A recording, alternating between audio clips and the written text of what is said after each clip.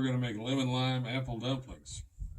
It's an award-winning recipe out of Scouting Magazine. And we're going to use one of Troop 72's old standbys, which means it's been used, but we got to make sure that we did clean it up good the last time we used it.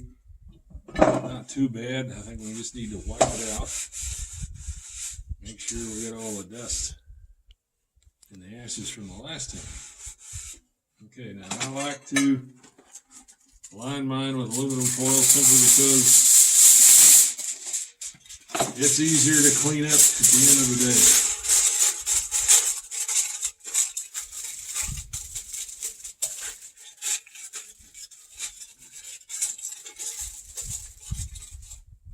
Okay, 2 pieces in there, make sure we got the bottom covered good.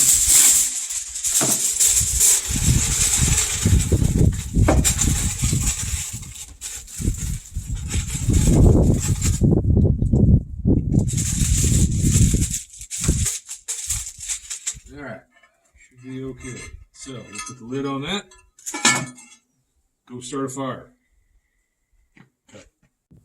Okay, we're using charcoal today. It's a little windy for southeast New Mexico, but not too bad. But you got to keep in mind the fire danger and the things you're doing when you work with a fire. I like to use charcoal when I do this, because it's more controllable with individual briquettes. You can use the coals from your campfire, but you got to remember, most of the time our campfires in southeast New Mexico are juniper or pine, and they don't last too long. That's why I like to use charcoal instead. So let's get this lit. Lighter one more light.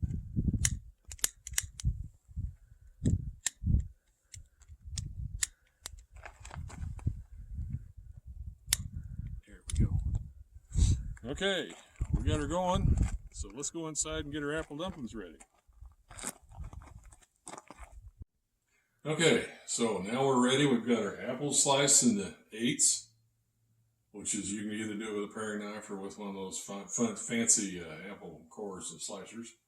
Either way, we have our crescent rolls, which we're going to roll up in a little bit. We have our sugar and cinnamon mix to sprinkle on top, our lemon lime soda, and a stick of butter. Now, what happens is that once we get the apples rolled up into the crescent rolls, we're going to put the butter in the bottom of the Dutch oven, let it melt, roll these crescent rolls apple dumplings in it, sprinkle sugar on top, and then gently pour some of this into the bottom of the Dutch oven and then cook it. So let's see if we can get this open without a disaster on our hands. Now think about, most of the time you're doing this, you're going to be on a camp out on a picnic table.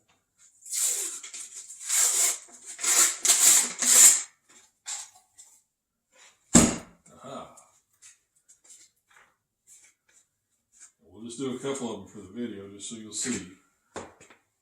And then we'll show you how to put them on the Dutch oven. Yes, the dog is interested. Okay, come out little long, elongated triangles. And what you do is take your apple. You get closer. Roll it up just like you would a crescent roll, but the apple in the middle. Like so, see?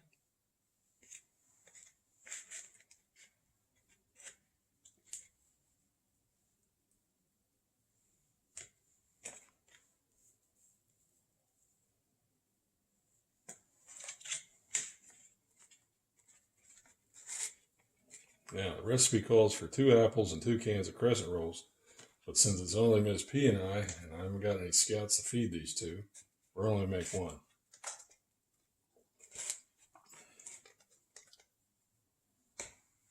That's good stuff. All right, our coals look ready, so here's what I'm going to do. The way I always do this is I put 6 to 8 underneath. Well, and that's experience brought on by working with this particular size of Dutch oven. 1, 2, 3, 4, 5, 6, 7. We'll go with 8 today. And then I always cover the top with coals. Now, a lot of guys will tell you that you got to put so many divided by the diameter of the Dutch oven or something like that. But the man who taught me years ago simply put some on the bottom, very few, and then cover the lid. So what we're we're going to do now is we're going to set the Dutch oven on there, let it heat up so we can melt some butter.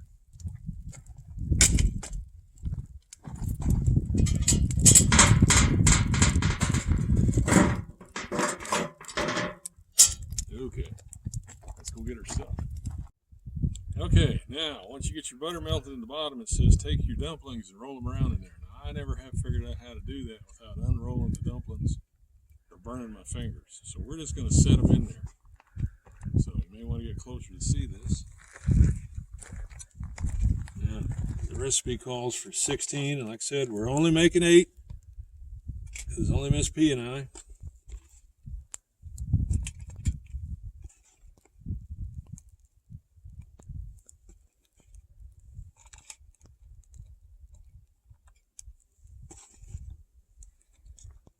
What's really burning is those charcoals next to me. Okay.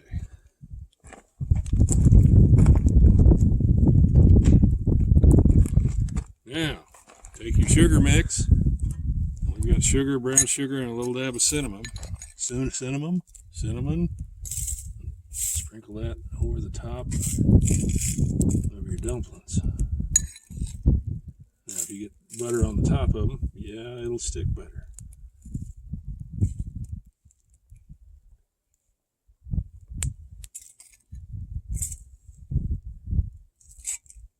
Okay, when you're satisfied with that, this is what makes it lemon lime. We went down to Farmer's, got a Shasta lemon lime, and it says pour it down the side so you don't wash off the sugar. Now don't make the same mistake I did the first time I did this. I poured the whole can in there.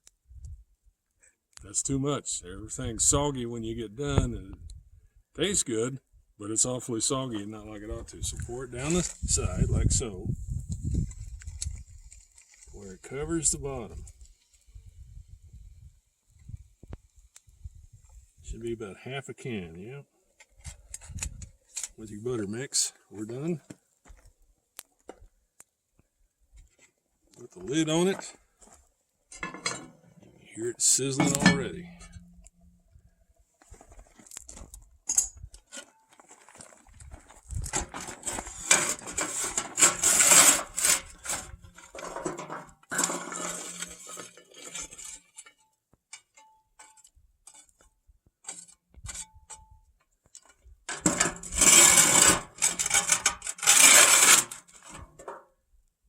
Be more than enough.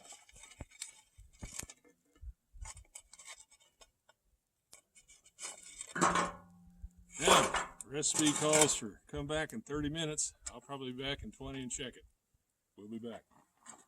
Been here about 20 minutes, and we're getting golden brown on top, so we're going to take them out. Now remember, if you put too much of the soda in the bottom, they get kind of soggy. These are really soggy because I put a little too much in it, but they'll eat good.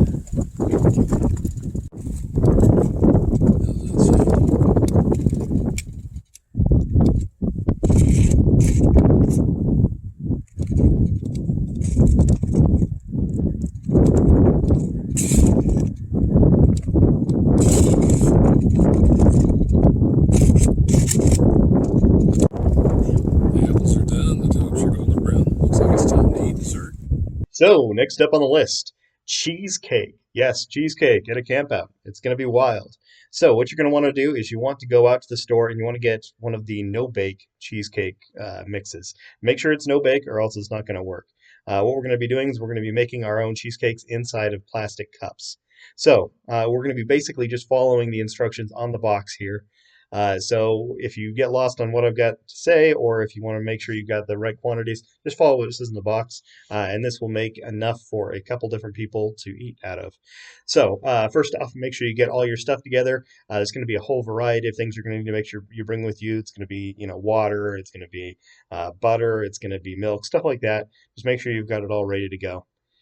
Once you've got it all ready to go, what you're going to want to do first is you're going to be making the crust. And the crust is going to go on the very bottom of the cup that you're making. So you get the breadcrumbs together and the milk, not the milk, the water, and then the butter. You're going to mix all those together. Make sure that it looks nice and golden and not clumpy. And once you've got that ready to go, you're going to be putting that inside the bottom of each of the cups and then pressing down firmly on each of them to make sure that it stays nice and firm. And then once you got that done, your crust is done. Let that sit for a while so it can harden up on its own.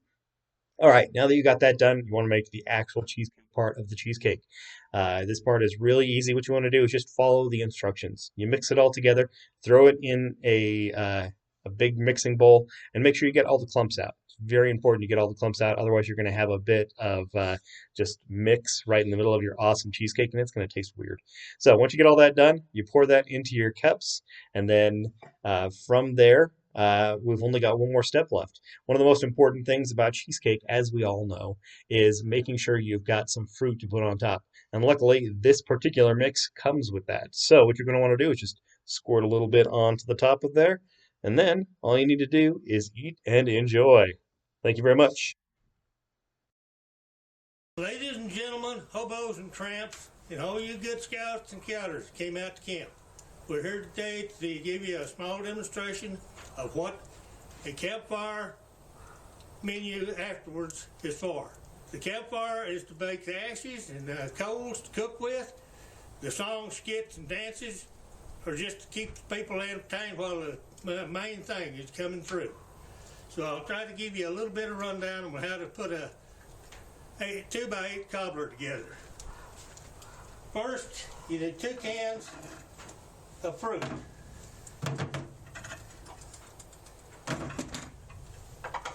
2 cups of Bisquick. 2 cups of sugar. 2 cups of milk. 2 sticks of butter. 2 eggs. 2 gallon-size freezer bags for a mixing bowl, and 2 large tablespoonfuls of sugar cinnamon mix.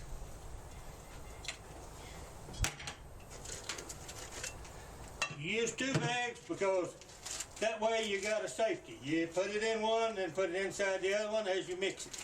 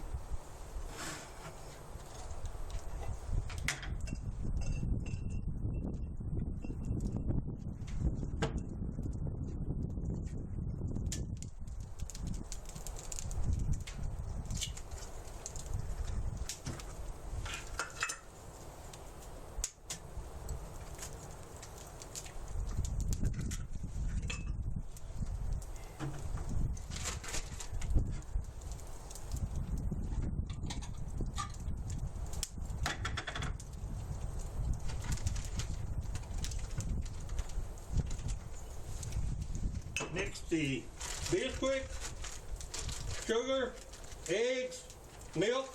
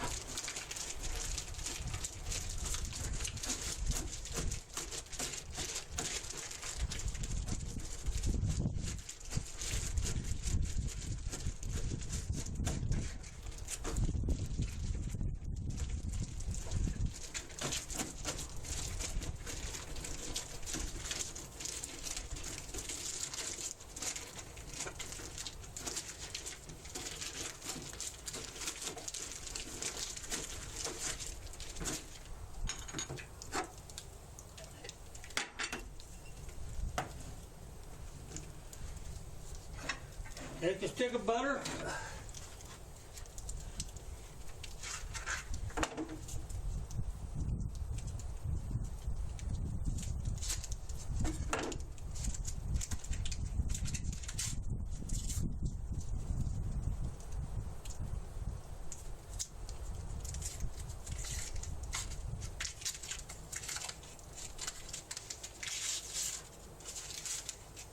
Grease the inside of your Dutch oven with it.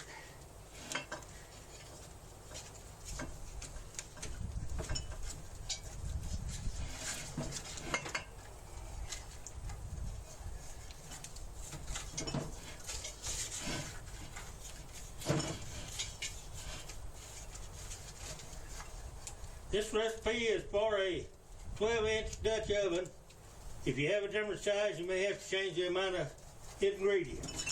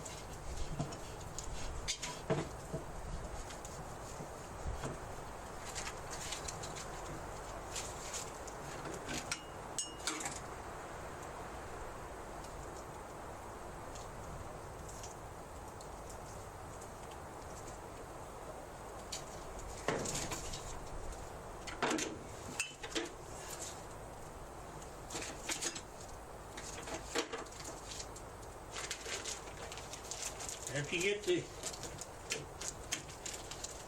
crust mixed together good,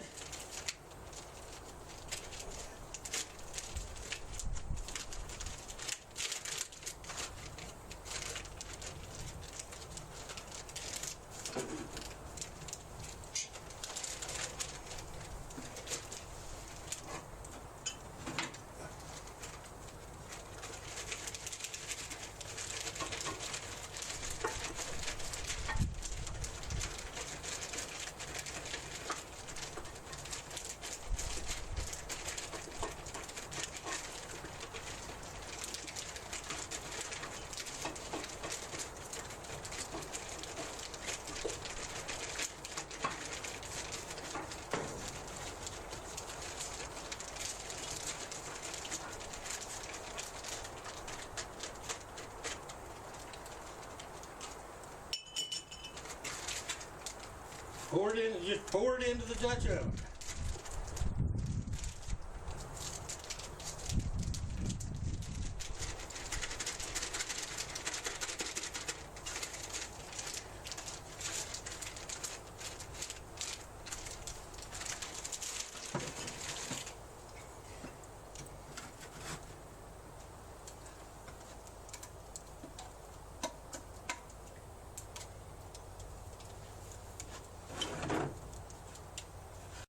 After you're done with that, all you have to do is dust a little bit of cinnamon sugar on the top, throw the lid on, and then put the briquettes up on top and below, just like Mr. Parman showed earlier, and wait 30 minutes, and you've got yourself a tasty treat. Our next recipe comes to us from Hobbs, New Mexico, all the way from the Allen family.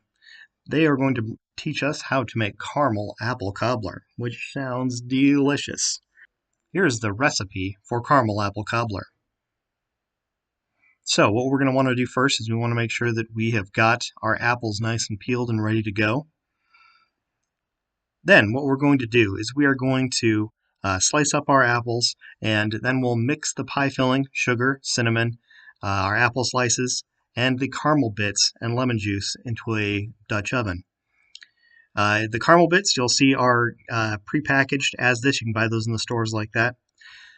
Then you're going to want to sprinkle the cake mix evenly over the surface of the mixture and the top with thin pats of butter. Then you're going to cover the cobbler and place the charcoal briquettes, like we were showing before, on top and below. And then you're going to let it bake for 45 minutes and let it stand uncovered for 5 minutes because it's going to be hot. but once you get to taste it, it is going to be delicious and you're going to love it. All right, on to the next recipe. Our next dessert is going to be peach cobbler. Yeah, you've had peach cobbler, but have you had fancy peach cobbler? So today what we're going to be doing is we're going to be pulling out a Dutch oven pan, just like we have with all the other things so far, and we're going to be lining it with tin foil, just like we have before. Remember, doing that makes things easier to clean, so definitely always do that when you're doing Dutch oven. First off, what you're going to want to do is you're going to want to get some canned peaches. And you're going to want to throw those canned peaches right on to the tin foil. Don't need to prepare it or anything like that. Once you've got that on there, what you want to do is you want to pull out a cake mix. Any old cake mix would do. You can have it be birthday cake flavored, or it can be chocolate cake, or it can be whatever you want. But throw that in next. We're using a nice vanilla cake here. And once you've got that, as most of you guys who have made cobbler before know, what we're going to be doing next is we're going to be putting on some Sierra Mist. You can use other sodas, but generally something like Sprite or Sierra Mist is going to work out best because it doesn't have an extra flavor. It just kind of has a nice little lemon lime flavor to it. And for most cobblers, you'd be done right now. But like I said, this is fancy cobbler. So what we're going to be doing next is we want to grab some butter. You get your stick of butter and you're going to chop it up into little cubes. And then you put those cubes on top of what you've already made. It sounds crazy, I know, but it's going to pay off in the end. So you put all those on top. And then what we're going to do is we've got two different things we want to have. So we want to have this be a two-flavored cobbler, hence the fanciness. So we're going to grab cinnamon. We're going to put it on one of the halves of the top here. You can kind of see one of the halves looks a little different. And then we're going to actually get some coffee spice and put it on the other half. It's so tricky. It might just work. So after you get that done, it just comes down to cooking. So just, throw it on the fire just like you would any of the other ones. And let's go over to the video and see how it looks and tastes. Okay, this is the test. I'm going to do the traditional first. Looks pretty good.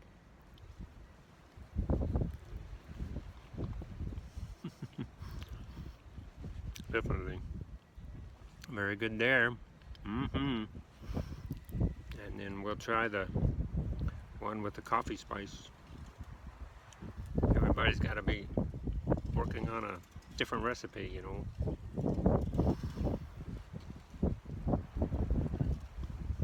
Oh, very good. Thank you guys. It's been fun this day. Scout on, okay?